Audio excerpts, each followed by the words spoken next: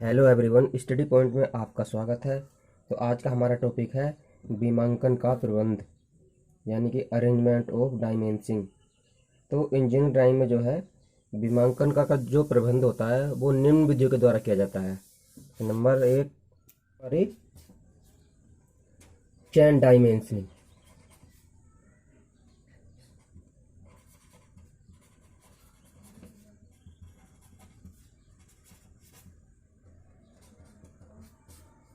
Number दो आती है पैरेलल।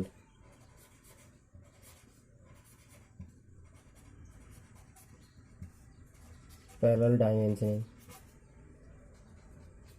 नंबर तीसरी आती है हमारी कंबाइंड।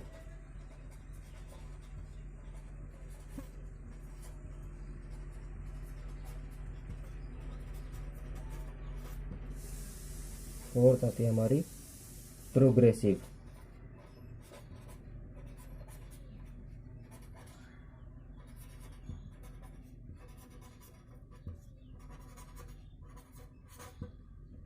फिफ्थ आती है हमारी कोऑर्डिनेट।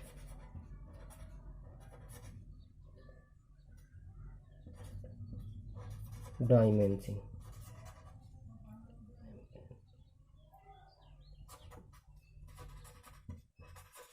ठीक है जी।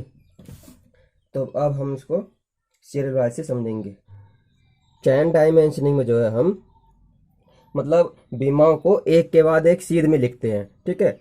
और इसको जो हम कंटिन्यूअस डायमेंशनिंग भी कहते हैं, ठीक है। यानी कि इसमें जब हम बीमांकन देते हैं तो एक चैन टाइप बन जाती है, ठीक है। अब हम चैन डायमेंशनिंग को समझेंगे कि इसको मतलब हम कैसे देते हैं, ठीक है।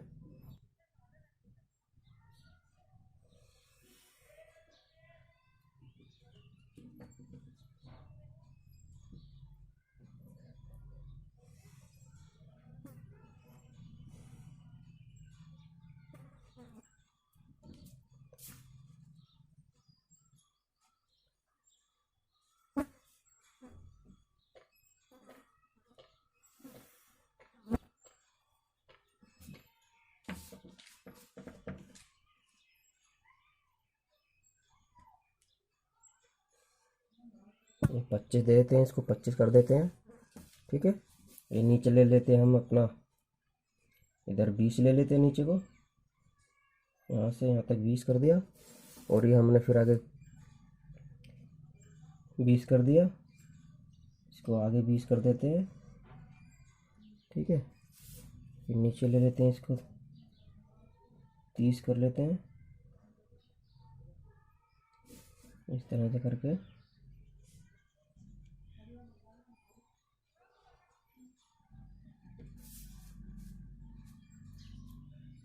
इसको 20,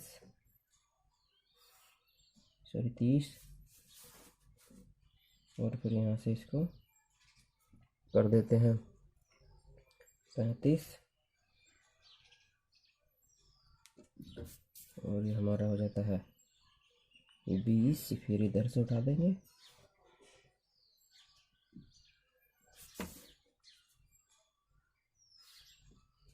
ठीक है जी। अब ये हमारा जैसे कोई ड्राइंग है, तो अब हमें इसकी डायमेंशन देनी है,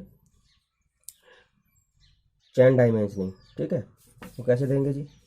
ये हमारा, ये इतने जो ये हमारी लंबाई है इसकी, ये है 135 mm, ठीक है। और ये टोटल है हमारा 90 mm। तो जी हमें चैन टाइप में इसकी डायमेंशन देनी है, कैसे देंगे? ऐसे हम, ठीक है, ऐसे शुरू करते हैं।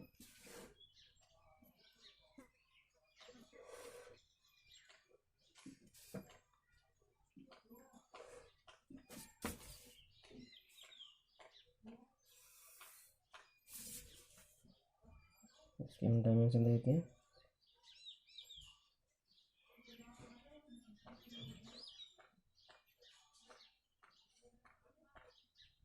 ठीक है। ये हमारा है 20, ये हमारा 30, और ये है जी हमारा 40, ठीक है। अभी हम अलाइन सिस्टम में दे रहे हैं ये, जो हम डायमेंशन दे रहे हैं अलाइन सिस्टम में चैन डायमेंशन दे रहे हैं हम। ठीक है, देखो ये यहाँ पे, ये हमने यहाँ तक, ये जो चौड़ाई है, ठीक है, यहाँ से लेके यहाँ तक ये 40 mm है, यहाँ से लेके यहाँ तक ये स्टेप है 30 mm का है, और यहाँ से लेके ये वाला जो स्टेप है ये 20 mm का है। ठीक है, अब ये इसमें देखिए जब हमने डायमेंशन दिया है तो इसमें एक प्रकार की चैन सी बन गई है, देखो ये यहाँ से फिर जुड़ी हुई है, यहाँ से जुड़ी हुई, इस तरह से चैन टाइप सी दिखाई दे रही है। अब हम इसकी देंगे लंबाई में डायमेंशन देंगे इसकी। ठीक है, इसी तरह से करके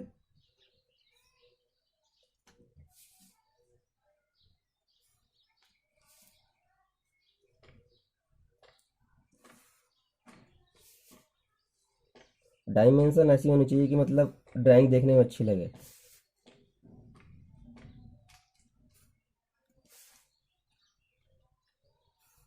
ठीक है, अब हम इसकी भी ऐसी डायमेंशन दे देंगे।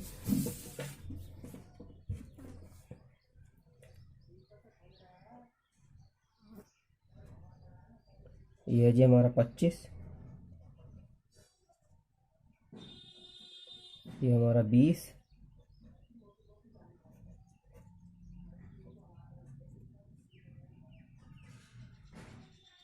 ये 25,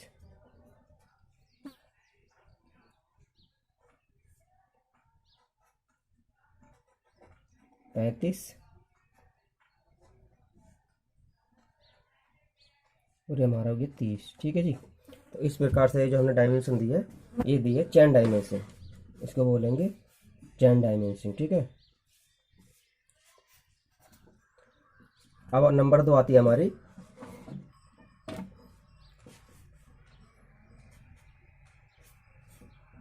पैरेलल डायमेंशन।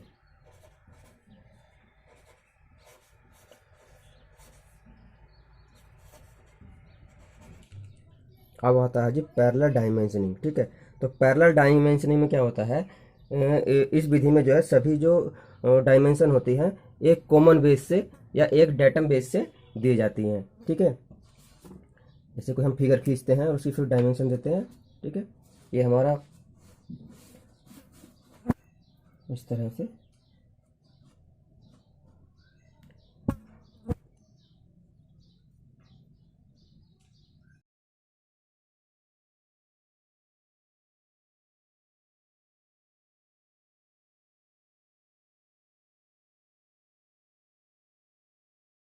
हम इसके डायमेंशन देंगे।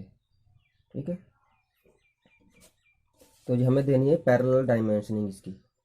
तो मैंने बताया था कि इसका मतलब इसको हम, जब हम वर्टिकल डायमेंशनिंग देंगे इस तरह से करके ये, तो हम जो है इसको बेस मान लेंगे। ठीक है, अब इसको बेस मान लेते हैं, एक लाइन खींच लेते हैं, बेस लाइन, सॉरी, इस तरह से एक बेस लाइन खींच लेते हैं। अब ये वाला सॉलिड दिखाना, फिर ये वाला, फिर ये वाला।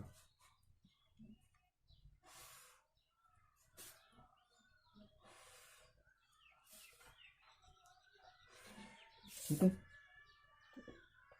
पहले ये आ जाएगा, फिर ये आ जाएगा, और फिर इस तरह से करके। ठीक है जी,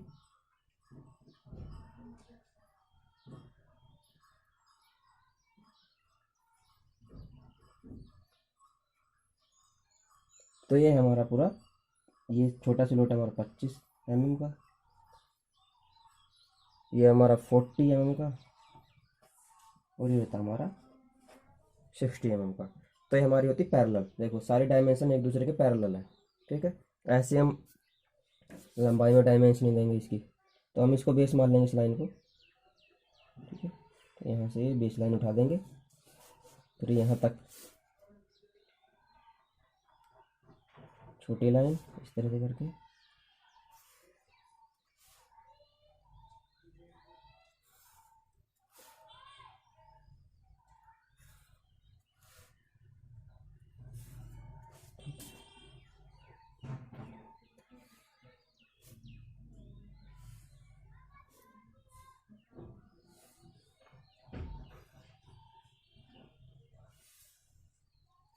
इसको थोड़ा और बड़ा कर लेंगे ऊपर तक।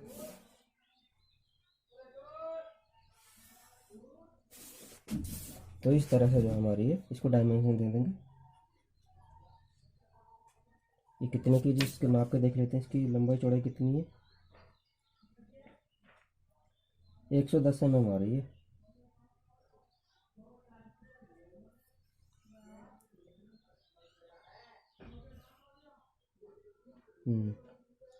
लगभग 110 mm है। तो हम 110, ये 110 की हो जाएगी। ठीक है, पहले छोटी वाली से शुरू करते हैं। ये कितनी जी अपनी, 30, ये 40 mm है। ठीक है, इसको 40, ये हमारी 40 mm हो जाती है। ये कितनी है यहाँ से यहाँ तक, ये 55, ये 70, ये होती है 95। ठीक है, तो ये हमारे इस तरह से पैरेलल डायमेंशन दी जाती है। ठीक है, अब एरो मार्क लगा देते हैं इसमें।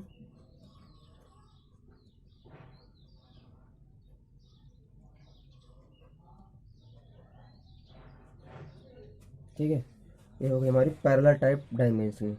अब आती है नंबर तीसरा हमारा, जो हमारी कंबाइंड डायमेंशनिंग।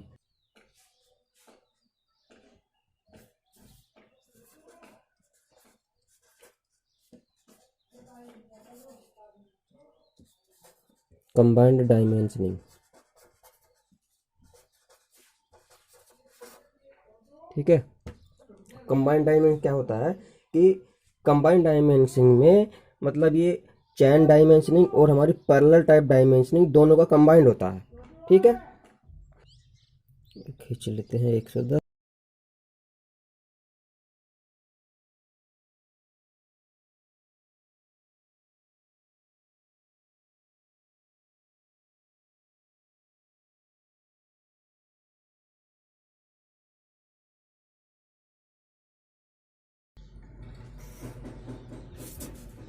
ये हम पहले पहले इसमें पैरेलल टाइप भी आ जाएगी और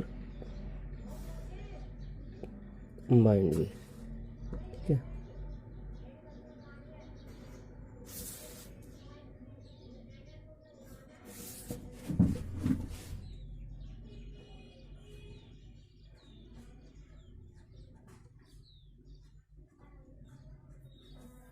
ठीक है, तो ये हो जाती है हमारी 50, ये 65, और ये हो जाती है हमारी, ये 20 थी ना, ये थी हमारी 20। ठीक है, तो देखो इसमें हमारी पैरेलल भी आ गई है, इस तरह से पैरेलल डायमेंशनिंग भी हो गई है और हमारी चैन डायमेंशनिंग भी हो गई है। ठीक है, अब ऐसे ही हम इसमें दे देंगे।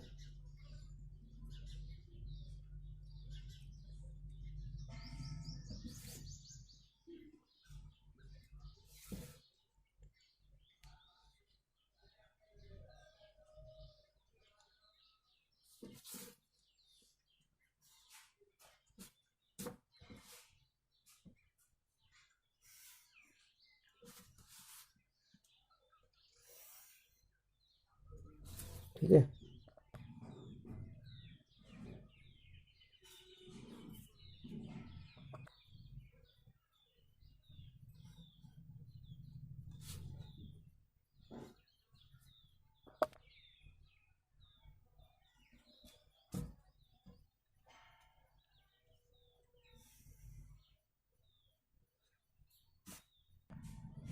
ये हो जाता है हमारा 20, 30 और ये 15। ठीक है, ये हो जाता है हमारा 65। ये हो जाता है हमारा 65 और ये हो जाता है हमारा 110। ठीक है, तो ये हमारी हो गई कंबाइंड डायमेंशनिंग। इसमें देखो यहाँ पे चैन डायमेंशनिंग भी है, साथ साथ पैरेलल डायमेंशनिंग भी है। ऐसे यहाँ पे चैन डायमेंशनिंग और साथ साथ पैरेलल डायमेंशनिंग भी। ठीक है, चौथा नंबर आता है हमारा प्रोग्रेसिव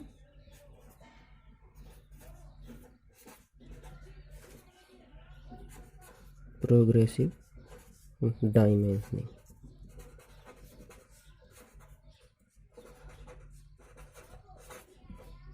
इसको हम सुपर इम्पोज्ड डायमेंशनिंग भी कहते हैं।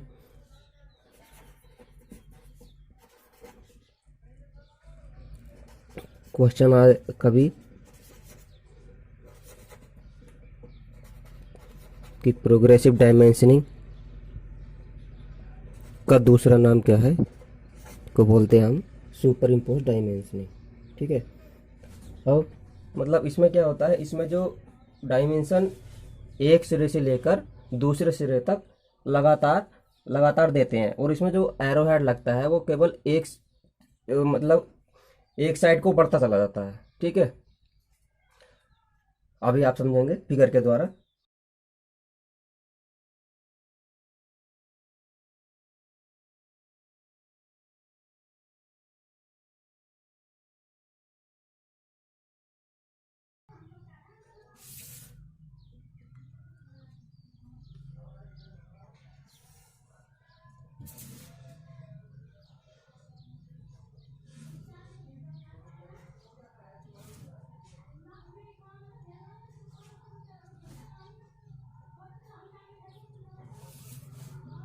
ठीक है, ये हम यहाँ से शुरू करते हैं। जैसे तो ये मैंने इसमें प्रोग्रेसिव डायमेंशनिंग देकर दिखा दी है। अब जैसे ये हमारा फिगर है, ठीक है, इसकी डायमेंशन दी हुई है। जैसे कि ये हमारा मतलब इसको एक सिरे से शुरू करते हैं और आगे तक इसको अंक लिखते जाते हैं। जैसे कि हमारा हमारा यहाँ से यहाँ तक कितना है, 15 है। ठीक है, तो यहाँ से यहाँ तक 15 हो गया। फिर ये कितना है हमारा, ये 10 था, यानी कि 15 में 10 जुड़ जाएंगे तो 25 हो जाएंगे। यहाँ से यहाँ तक टोटल कितना है, 25। यहाँ से यहाँ तक कितना है, 40। और यहाँ से यहाँ तक 50 है। ठीक है, और इसमें मेन जो इसका पहचान होती है कि इसमें एक तरफ एरो हेड होता है केवल। ठीक है, वो लगातार बढ़ता चला जाता है। ये एक तरफ एरो हेड होता है इसमें। ये यहाँ से ये वर्टिकल में दी थी कि यहाँ से यहाँ तक कितना हमारा 10 है, यहाँ से यहाँ तक कितना हमारा 25, यहाँ से यहाँ तक 50। ठीक है, तो एरो हेड इसमें हमेशा एक साइड को लगता चला जाता है। ठीक है, अब आती है हमारी कोऑर्डिनेट डायमेंशनिंग। ठीक है, इसमें क्या होता है, इसमें जो है डायमेंशन को जो एक टेबल में लिखा जाता है। ठीक है, और इसका प्रयोग जो है अधिकतर जिग वोटिंग मशीन पर किया जाता है, जहाँ पर मतलब एक से अधिक जो है मतलब होल किए जाते हैं। ओके, जैसे ये कोई हमारा पार्ट है, इस तरह से करके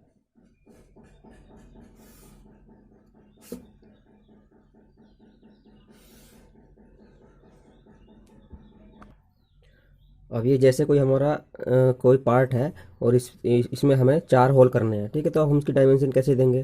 ठीक है जी, उसके लिए क्या करेंगे, हम टेबल बना लेते हैं एक।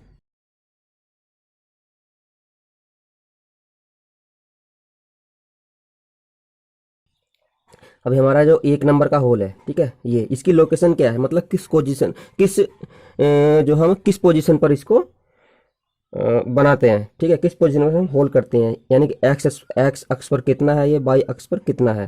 ठीक है, तो अब ये एक्स अक्ष पर कितना है ये, जैसे हमारे 30 है ये। ठीक है, सॉरी 30 नहीं, 80। ठीक है, ये 80 लिख देंगे यहाँ पे। सॉरी 1 मिनट, ये 80 है। ठीक है, और बाई एक्स पर कितना चला हुआ है हमारा, 50। ठीक है जी, और इसका जो डाया कितना है, 10 mm। ठीक है, अब हमारा जो नंबर 2 का होल है, ये एक्स एस अक्ष पर कितना है, ये यहाँ से यहाँ तक, ये हमारा जो है एक्स अक्ष पर चला है, ये हमारा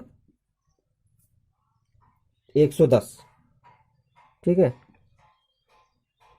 110। ठीक है, वाई एक्स पर 100, और इसका जो डाया है ये 3 mm का है। ठीक है, ऐसे हमारा तीसरा नंबर का जो होल है, ये हमारा एक्स पर 250। ठीक है, और यहाँ पे चला है ये 150। वाई पे उसका डाया है हमारा 5 mm का। ठीक है, ये 4 नंबर का जो होल है, ये एक्स एक्स पर चला है हमारा 280।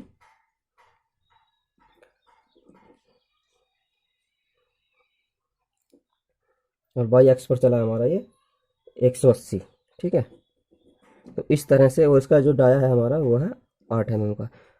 ठीक है, तो इस तरह से हम इसको डायमेंशन देते हैं, यानी कि हम पता करेंगे कि जी ये जो होल है, नंबर चौथा होल, मतलब कितनी दूरी पर होगा, एक्स अक्ष पर कितनी दूरी पर है और वाई अक्ष पर कितनी दूरी है यहाँ से, यानी कि यहाँ से जो यहाँ तक डिस्टेंस है इसकी, ये है कितनी, 4 नंबर की बात चल रही है, यानी कि 280, यहाँ से यहाँ तक 280 mm, ठीक है। और जो यहाँ से यहाँ तक है वो है हमारा 180 mm, ठीक है। तो इस तरह से जो हम ये कोऑर्डिनेट डायमेंशनिंग देते हैं। ओके।